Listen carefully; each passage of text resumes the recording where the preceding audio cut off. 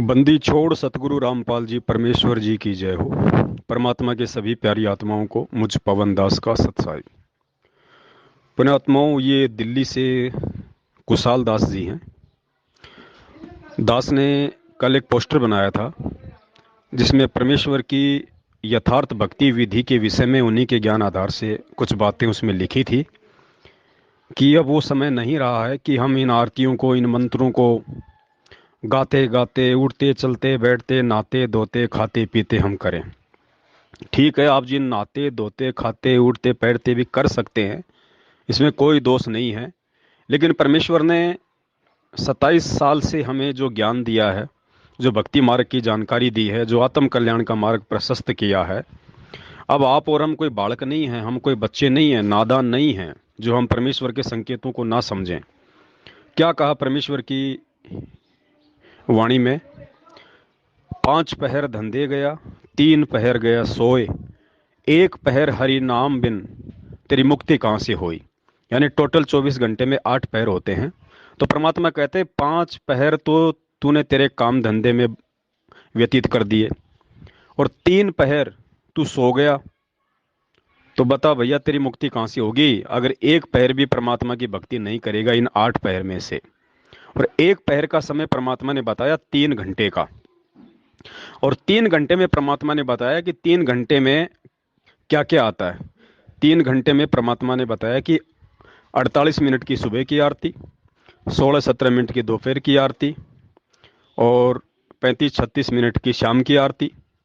तकरीबन ये हो गया आपका 1.5 घंटा। उसके बाद परमात्मा ने बताया आधे घंटे के आपके जो मंत्र होते हैं, प्रथम मंत्र, वो हो गया 2 घंटा। और 1 घंटा परमात्मा ने बताया यदि तू सतनाम का जाप भी कर लेगा तो ये तेरा पूरा 1 पहर हो जाता है। यानी 3 घंटे हो गए तेरे।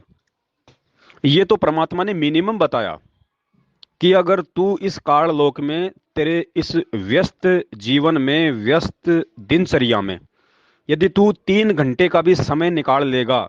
अब समय निकालने का मतलब ये नहीं है कि हम बाथरूम में जाके बैठ गए और वहां जाके हम मंत्र कर रहे हैं और लेटरिन भी कर रहे हैं। हम लोग जो है अपने कपड़े भी धो रहे हैं और वहां जाके हम अपनी मोबाइल में आरती लगा के हम बैठ गए, वो नहीं बताया परमात्मा ने। 1 पहर हरि भक्ति बिन तेरी मुक्ति कहां से। 3 घंटे का समय आपको निकालना पड़ेगा, चाहे आप कितनी भी कोशिश करके निकालो।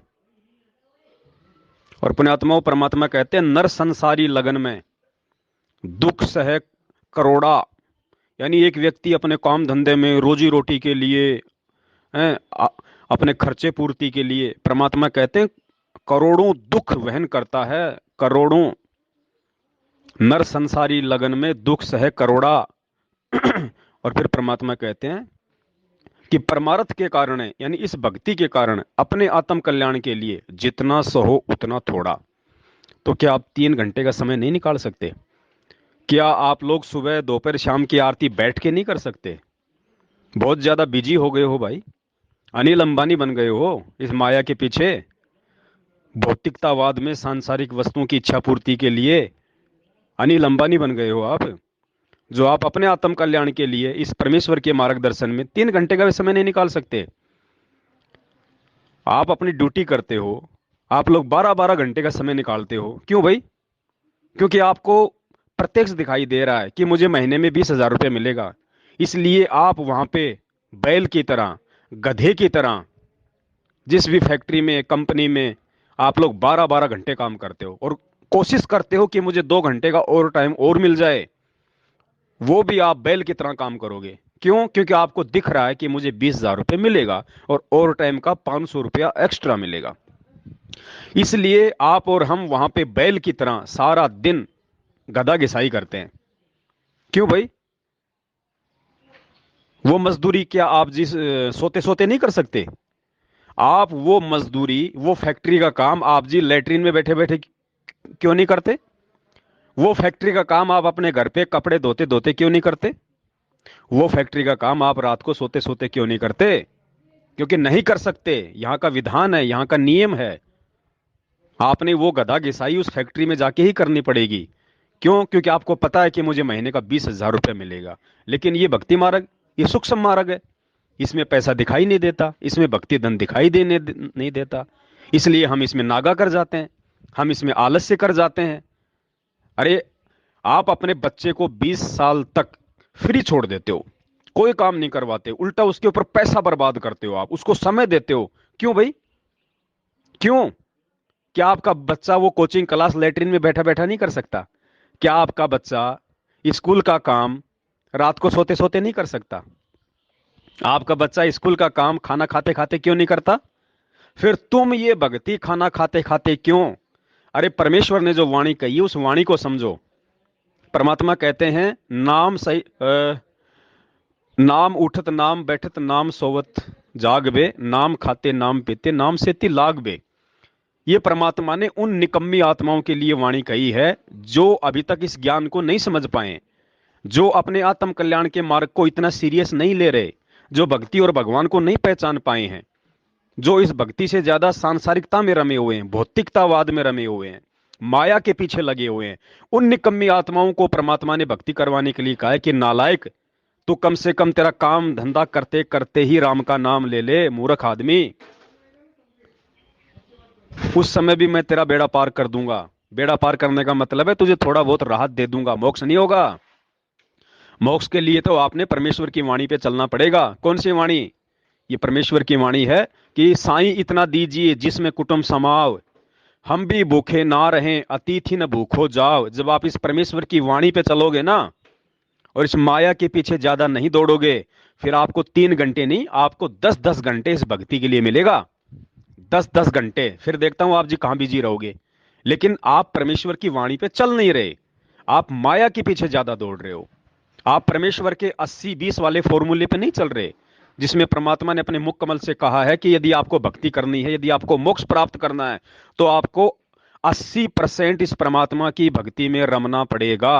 आपको 80% इस परमेश्वर की भक्ति को समय देना पड़ेगा और 20% मात्र अपनी रोजी रोटी के लिए। उसके बाद देखते हैं आपको टाइम कैसे नहीं मिलेगा भैया। उसके बाद देखते हैं आप जी खाते खाते आरती क्यों करोगे, आप लेटरिन में बैठ के आरती क्यों करोगे। जब आप इस वाणी पे चलोगे, साईं इतना दीजिए जिसमें कुटुंब समाव, उसके बाद आपके पास में टाइम ही टाइम रहेगा, क्योंकि आप परमेश्वर की वाणी पे चल रहे हो। और जो परमेश्वर के वचन पे चलेगा फिर उसको परमात्मा समय देगा, और 20% में परमात्मा उसकी रोजी रोटी का काम धंधा भी सेट कर देगा। लेकिन होगा उसका जिसकी भक्ति करने की नीयत होगी, और जिसकी नीयत है पड़ोसी को देख के बड़ी BMW कार लाने की, तो वो नालायक तो फिर लेटरिन में बैठा बैठा आरती करेगा। वो परमेश्वर की वाणियों पे नहीं चल सकता, परमेश्वर के वचन पे नहीं चल सकता। भाई, ये पुण्यात्माओं, इस समय जो भक्ति की जानकारी आपको जो ये दी जाएंगी कि भाई वास्तविक विधि तो ये है, बाकी तो हम चाहे जो मर्जी करें, चाहे हम भक्ति ना करें, परमात्मा को जबरदस्ती तो हाथ पकड़ के भक्ति नहीं करवाएगा ना। वास्तविक विधि ये है, हमारा गुरु सामने हमें जो वीडियो में जो आरती डाल के दी हुई है, वो आरती कोई हमारे करने के लिए नहीं है, वो आरती हमारे लिए एक शिक्षा है। गुरुदेव कह रहे हैं कि नालायक, जैसे मैं एक भगत के भूमिका में अपने गुरुदेव के लिए देख कैसे हाथ में भक्ति बोध पुस्तक लेके और बैठ के आरती कर रहा हूं तीनों समय की। नालायक, जब तक तू मेरे लिए इस प्रकार से आरती नहीं करेगा अपने मुख से ये पुस्तक हाथ में लेके, या जैसे आजकल मोबाइल में PDF आ जाती हैं, जब तक तू समय निकाल के भक्ति नहीं करेगा तब तक तेरा कैसे बेड़ा पार होगा। और एक बात बताओ पुण्यात्माओं, आप 12 घंटे कहीं किसी कंपनी में काम करते हो, मजदूरी करते हो, क्या कंपनी वाले आपको 1 घंटे का आराम नहीं देते? क्यों देते हो 1 घंटे का आराम आपको? भोजन करने के लिए, थोड़ा सा आराम करने के लिए। तो जब एक कंपनी वाला आपको समय देता है कि आप आराम से बैठ के खाना खा सको, वरना कंपनी वाला भी ये बोल देगा कि भैया ये फैक्ट्री भी काम करता रहे, ये मशीन भी चलाता रहे और अपना भोजन भी करता रहे। क्या है किसी कंपनी में ऐसा रूल? नहीं है ना। तो इस परमात्मा की भक्ति में क्यों तुम ऐसे नागा कर रहे हो? जब परमात्मा की भक्ति की बात आती है तो तुम कहते हो कि भैया काम करते करते भक्ति कर लो, काम करते करते आरती कर लो, मालिक की वाणियों पे ध्यान रखो।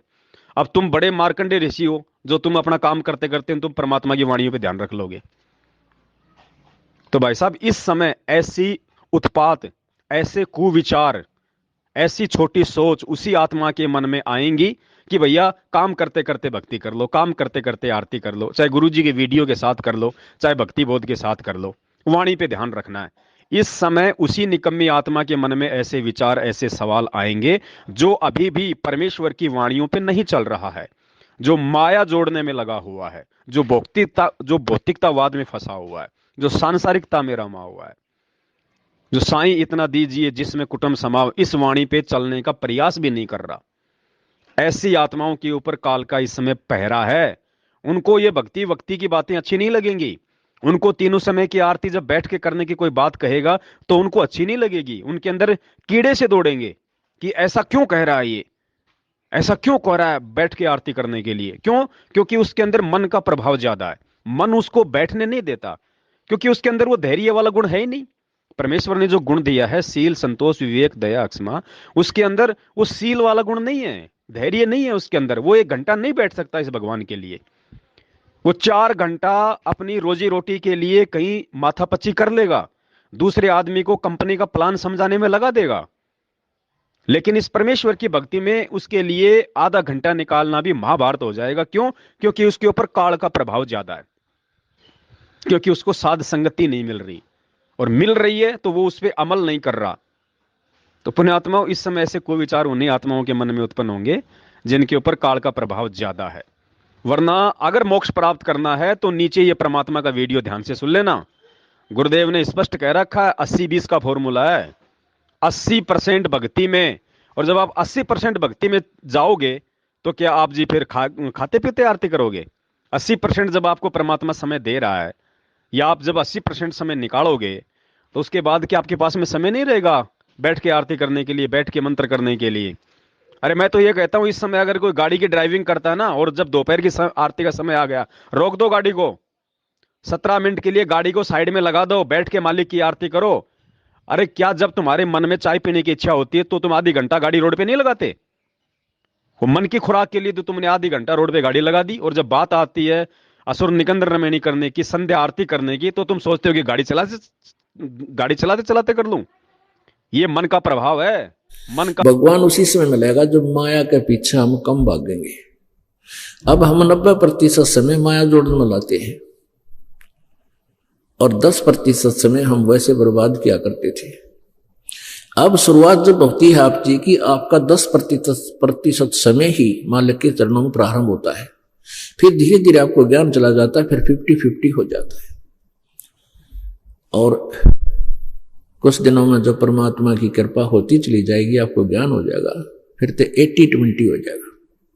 और 80-20 होने पर ही हम सतलोक जा सकेंगे, क्योंकि 20% तो यहाँ संसारिक कार्य मालिक ने अलाउड कर ही रखे हैं, इसमें करना ही पड़ेगा। इल्ले से रजक होता है, यानी परमात्मा की मदद फिर करता है कोई कारण बना के। प्रभाव, इसको रोकना पड़ेगा। अगर 2022 और इससे आगे वाले विनाशकारी समय में यदि आपको इस भक्ति मार्ग पे टिके रहना है तो, नहीं तो ऐसे जाओगे जैसे गधे के सिर से सींग। इस मार्ग में नहीं टिक पाओगे। समय निकालना पड़ेगा भाई साहब, आदत बनानी पड़ेगी। हर चीज को परमात्मा नहीं समझाएगा, कुछ बातें परमात्मा साथ संगतियों के लिए छोड़ता है, अपने बच्चों के लिए छोड़ता है, ताकि आपस में साथ संगति के माध्यम से वो डिस्कस करें, एक दूसरे भाई बहनों को समझाएं। ये नागापन अब इस भक्ति मार्ग में आगे नहीं चलेगा। 27 साल से बहुत नागापन कर लिया, और हमारे इसी नागापन से दुखी होकर आज परमात्मा जेल में बैठा है कि नालायकों को खुद ठोकर खाने दो, तब इनकी बुद्धि में ये बातें समाएंगी। तो ये दास की विनती है,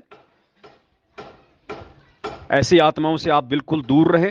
ऐसी आत्माओं से अपना संपर्क तोड़ दें, जो आत्माएं परमेश्वर के वचन पे चलने के बजाय भौतिकतावाद में ज्यादा रमी हुई है। सत साहेब, जय हो बंदी छोड़ की।